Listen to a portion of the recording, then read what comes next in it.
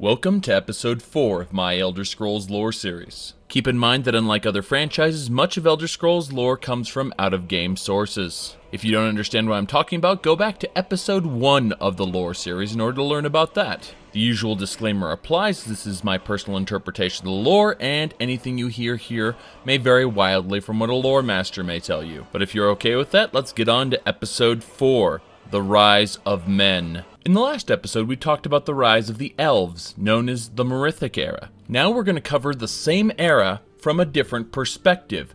The Mythic era, as it's called in human history, began on 3 different continents: Atmora, Akavir, and Yokuda.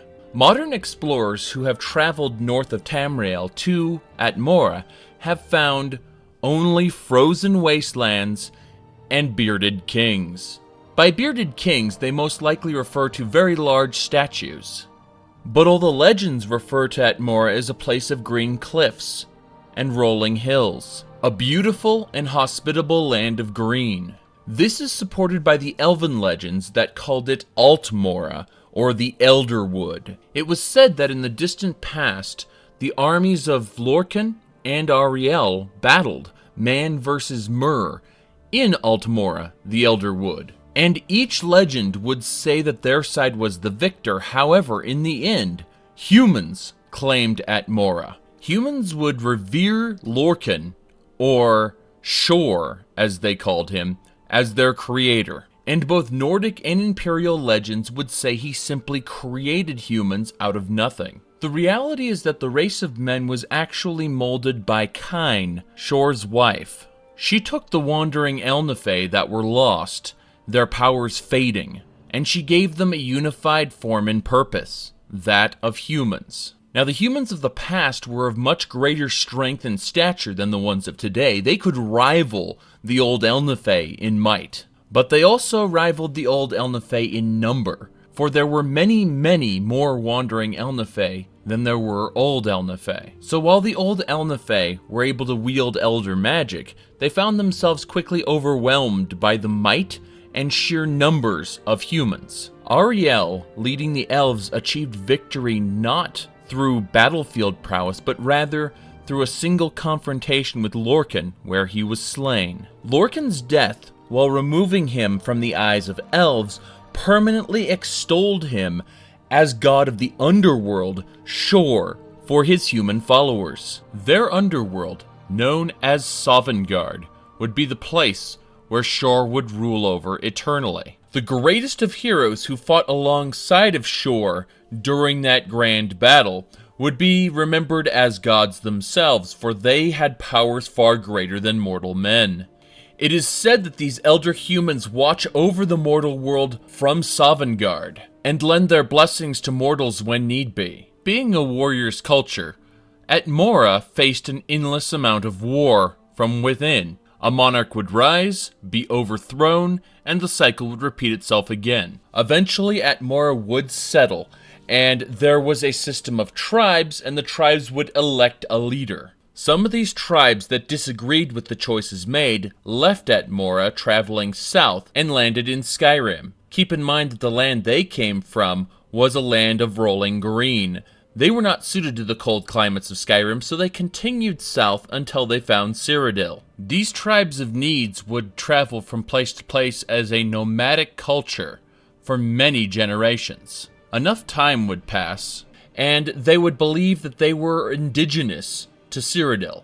For them, Cyrodiil is and was always their home. Prior to the Ayleids forming their own empire, wandering Ayleid and Cyrodiilic Nedes actually got along, and the Cyrodiilic Nedes developed a culture using the Ayleids' divines as a base. In short, the imperial pantheon of gods we have now is actually the humanizing of the Ayleid or Aldmeri religion. And while the Nedes were still tribal and still wandered about the land as nomads, this was an era prior to the severing of Nirn and Oblivion, when Daedra and divines alike walked amongst the people freely. And so the divines actually came to answer the Nedes' calls from time to time. Men and women alike would reciprocate and become priests and priestesses, being those gods' representatives on Nirn. However, one day, a priestess of Arkay was raped by Molag Bal. Her fellow Nedes attempted to burn her body, however she rose from the dead as a vampire.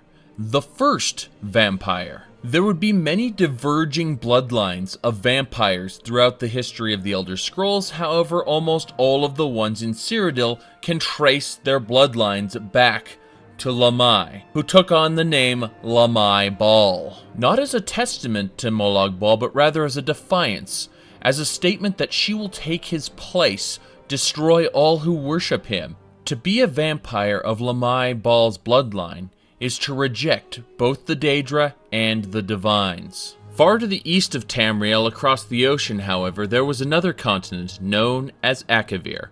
It is unknown how the Akaviri people came to be, however they are thought to have been wandering Elnafey that took human form. Some believe that the humans of Akavir are the descendants of children that were kidnapped by dragons. You see, Akavir, by its very name, is Land of Dragons, and the dragons of Akavir ruled them with an iron claw. In time, however, dragons would find their way to Atmora. In the high mountains and places where humans would not normally tread, dragons dwelled. Humans who were exiled from regular Atmoran society for one reason or another ended up coming under the thumb of those dragons, worshipping them, and that is what began the dragon cult. Eventually, the dragon cult's influence became so great that it displaced large populations of Atmoran people. The Atmoran people fought long and hard in civil war after civil war, and those who were not seasoned warriors, farmers, artists, poets, these people didn't want to have anything to do with the civil war anymore. So they left, going south, following the Nedes that had left generations before. Unlike the Nedes, these people were not all of one tribe or another, they were a mixture of all of Atmoran's culture. But very few of them were warriors. After a perilous journey through the Sea of Ghosts, they landed on Skyrim, but unlike the Nedes who had come before them, they were determined to make this new land their home. They stayed in Skyrim, adapted to the cold climate, and became Nords. For the most part, the Nords tended to their own, and stayed away from the Snow Elves who also inhabited Skyrim. In time, dragons would find their way to Tamriel. Most of the dragons that came to Tamriel in early times were simply seeking to escape Alduin's tyrannical rule, and rule themselves instead. Most of these dragons passed over Skyrim and ended up in the mountainous regions of High Rock, far from Alduin's gaze. The dragons in Atmora, however, were fanatically loyal to Alduin, and Alduin actually became a god in their pantheon. To prevent all of humanity from falling under dragon rule, Kine granted humans the voice, the Thu'um. By speaking specific divine words of power in a very specific way, humans were able to manipulate the fabric of reality in the same way the divines could, to a more limited extent. Those who received the Thu'um directly from Kine were unable to speak regular human language ever again. Whereas a dragon can choose to speak in the human tongue, humans who were granted the Thu'um spoke only in raw power. And it was with that raw power that they managed to defeat the dragons on Atmora, driving them from the continent for good. Some, such as Alduin, would travel south to Skyrim, whereas others would return to Akavir. As Alduin built up a power base in Skyrim, the power base he had established in Akavir, the dragon's place of origin, began to crumble. Humans no longer wishing to live under the dragons allied themselves with the Snake Men of Akavir, and together they overthrew the dragons, killing them mercilessly. Although the Snake Men contributed greatly to the dragons' demise, the vanguard against the dragons were known as the Akaviri Dragon Guard. They had perfected the art of dragon slaying in secret, and now they unleashed it brutally against their former masters. It would take an era and a half to completely exterminate the dragon race on Akavir. Meanwhile, the dragons in Skyrim had their own problems. After fighting 3 legendary Atmoran warriors, Alduin disappeared. Dragons are by their nature solitary creatures, and without the unifying voice of Alduin, their ranks fell apart. This was compounded by the fact that right before that battle, Alduin's greatest general, Ambition Overlord Cruelty, or Paarthurnax, started a rebellion. Some reports say that Kyne herself had come down to Paarthurnax and convinced him to teach mortals the way of the voice. And so with Alduin gone, Paarthurnax's rebellion a success, the dragons faded into history. Many more dragons seeking to escape the slaughter on Akavir would come to Skyrim as well. But with Alduin gone and the dragon army dispersed, Skyrim was left to the Snow Elves and Nords, and the two civilizations flourished peacefully. The Snow Elves saw the Nordic people as lesser life forms, people to really avoid. However, at one point, Snow Elves did try to make contact, and a Snow Elf envoy became aware of a great power emanating under one of their largest cities, Saarthal. The power they located was, in fact, the Eye of Magnus, one of the divine tools that Magnus had used to originally create the world. Magnus was, to the High Elves, and to the Snow Elves who came after them, god of magic. They could not risk leaving a divine relic in the hands of the Nords, and so they began a war of extermination, completely destroying all of Saarthal, and then they began to dig for the Eye of Magnus. The battle for Saarthal was much more costly than they thought it was going to be, and one of the most powerful Atmorans, Ysgramor, managed to avoid death and travel back to his homeland. There he gathered 500 of his greatest warriors and traveled south back to Skyrim to take revenge on the Snow Elves. In the initial battle, 500 elves died for every one member of Ysgramor's companions that was killed. A heavy misconception by modern Nords is that they won the fight by strength alone. The Snow Elves had formidable magic, but the companions also had mages among them as well. Those who worshipped Junal, god of magic, were excellent spellcasters and employed runes in their usual fights. But the main reason the Snow Elves failed is because they were not a warrior culture. Atmora had gone through countless civil wars over generations. They had perfected the arts of war, and that is the real reason the Snow Elves failed. The only Snow Elf who could stand against the Nords was the Snow Prince, and he made their final stand on Solstheim. And no matter how powerful the Atmoran, no Nordic warrior was able to take the Snow Prince in a fight. The Snow Prince was to be the savior of his race. Unfortunately, having just killed a female member of the Companions on the field of battle, his heart did not permit him to kill the child who was crying over her mother. And so that child picked up her mother's sword and ran him through. The race of Snow Elves died that day, or may as well have. From that point on, Skyrim belonged to the Atmoran people. And although the Ayleids had built up quite a big empire in Cyrodiil, they saw no reason to waste resources and time going into Skyrim, a place that was inhospitable and nobody would want to live. And so the Nords remained the undisputed rulers of the North for some time. They had a large enough population of human slaves in Cyrodiil, large enough to export to their outlying kingdoms in High Rock. For generation after generation, Needic slaves would be bred with Ayleid time and time again. Countless generations of interbreeding created a new race known as Manmeri, simplified to Manmer, or Elf-Human. And after adapting to High Rock, this race would be known as Bretons. Now to the west of Tamriel, there's another continent with humans on it. This continent is known as Yokuda. The humans from Yokuda do not share their origins with the humans from the rest of Tamriel. Everything about this dark-skinned race of people differs from the rest of Tamriel, and the reason is because they did not even come from our world. In episode 2 of the lore series, I briefly touched on the fact that Ariel, Akatosh, and Alduin are all part of a cycle. The world is created, it exists, then it is destroyed and reborn. The people of Yokuda came from a previous time loop. The rest of the world that the Yokudans came from was devoured by Alduin. They managed to walk sideways through time, stepping into our timeline. However, they were not alone. They brought with them a race of elves that is not connected to our race of elves. They were called left-hand elves to some, but better known as sinistral elves. These dark elves nearly destroyed the Yokudan's race.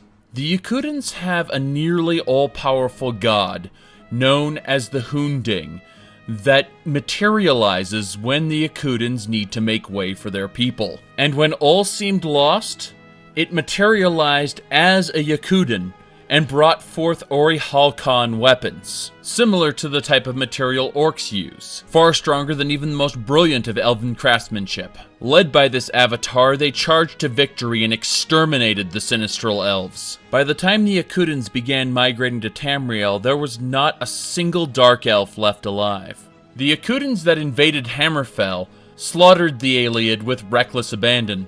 The Ayleid reminded them of the Sinistral elves that nearly destroyed their race. And with a form of fighting the Ayleid had never seen before, they lost Hammerfell to these new, dark-skinned people from Yokuda. The original reason for the invasion of Hammerfell was to take specific resources and send them back to Yokuda. However, many Yokudans decided to stay and adapted permanently to Hammerfell. This race would be known as Redguards. Even today, Redguards maintain the worship of the Yokudan pantheon, an entirely different set of gods from an entirely different loop of time.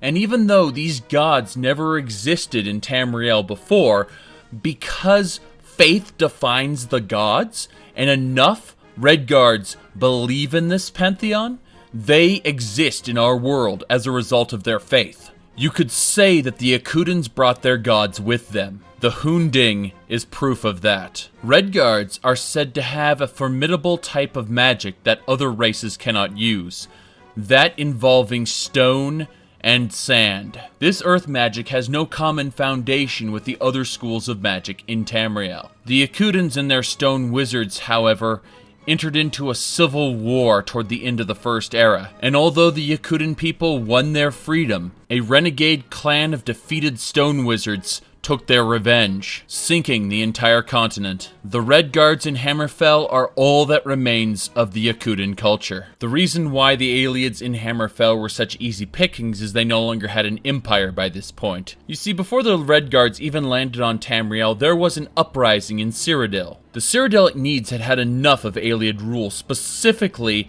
a woman named Alessian. Although she was born a slave, she started a revolt. By this point, the Ayleid had mostly been enforcing their rule through the use of Daedra, as Daedra flowed freely in and out of Nirn. Alessian changed that by making a pact with Akatosh. The Amulet of Kings holding Akatosh's blood was the seal to that pact. With the pact sealed, every Daedra from the lowest scamp to the greatest Daedric prince could not enter our world uninvited. All of the pacts that the Ayleid Empire had made were now worthless. Even the Auroran soldiers that Meridia had promised to the Sorcerer's King could not come to his aid. Alessia's actions moved the heart of a man named Marius. Marius was actually an aspect of Kain. The best way to describe what he was is if you ever had a thought. You thought of something brand new and then promptly forgot about it. When a god does that, that errant thought can manifest itself physically in the world as an independent being, still true to the nature of what created it, but a wholly separate being. There are also some legends that say that he was a half-god and a mortal son of Kinnereth. Marius became known as the Breath of Kain, and while he had the voice of a regular man, if he ever raised his voice over a certain level, it would let out a mighty Thum. He and Alessian became lovers. Like many of the early Bosmer, he had full control over his body, and he could shapeshift into a bull, a man-bull, or a man. Any of those forms can also contain wings if he so chooses. The perks of being a demigod. It's said that his and Alessia's children were the Minotaurs that inhabit Cyrodiil today. As Alessian was originally forming her rebellion, there was a crusader, a lone man, who wandered the forests of Cyrodiil slaughtering elves. When he learned of her rebellion and what she had done, he came bearing a mace and a sword, both covered in the blood, feathers, and pearls of Ayleid noblemen. From that point on, he was her champion. His name was Panael Whitestrake. In reality, he was a piece of Shor, an aspect or champion that he had sent. In the beginning, it was Ariel's old Elnafay versus Shor's wandering Elnafay. Now, as part of an eternal spiral, it was elves versus humans. He was there to champion humans. And champion them he did.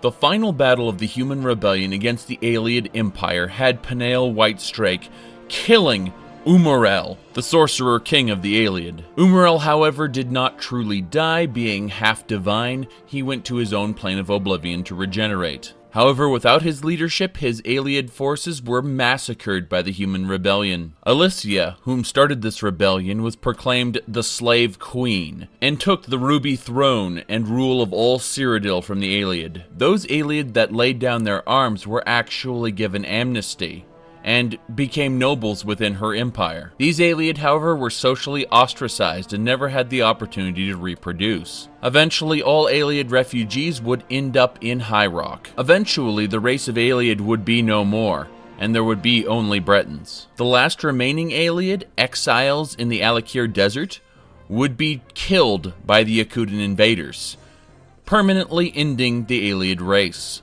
But during Alessia's reign, Ayleid still existed. Alessia united all the Needic tribes together in the Imperial City. Each tribe had their own patron god, one of the 8 divines.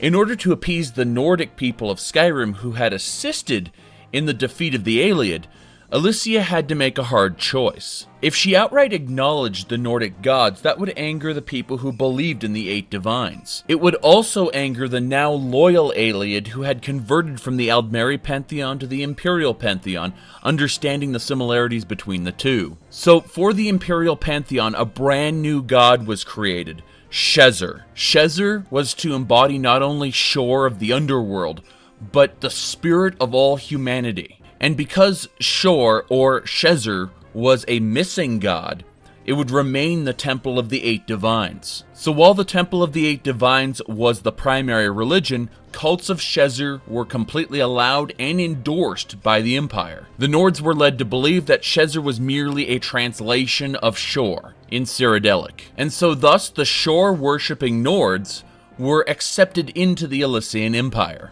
And well into the 3rd era, Imperials still worshipped Shezzer to this day. However, no empire is eternal, and eventually Alessia's rule would come to an end. It is said that at the end of her reign, Shezzer and Akatosh came before her. Her life essence and soul were bound to the Amulet of King containing Akatosh's blood. Shezzer and Akatosh's will in this was one.